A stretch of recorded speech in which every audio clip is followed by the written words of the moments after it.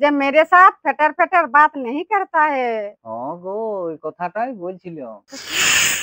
ও ও বাড়ি মরে গেলাম গো। কোন দিকে গেলি গো? আইনে গো, কি হলো? একটু ধরবি, চলতে পারছি না, একটু গেলে তোমার বাজছে গো। হ্যাঁ, ধর ধর ধর।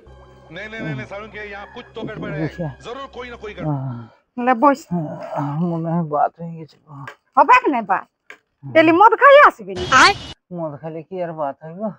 আমি দেখছি তোর কাজের দিনে হলে তোর কিছু না কিছু হবে। अच्छा আমি কি এটা কোনো ঠাট করে করছি গো? ঠাটাইতে বটে। ঘরে ফাঁকে চারদিকে কাজ রয়েছে, লোকের ঘরকে ধান চলে আলো, লোকের সরিষা বুনা হয়ে গেল, লোক আরো আলু লাগাছে, আর আমাদের ঠাটমু করে ঘরে বসে রয়েছে। তুই করবে যা, বড় বড় বাত করছি।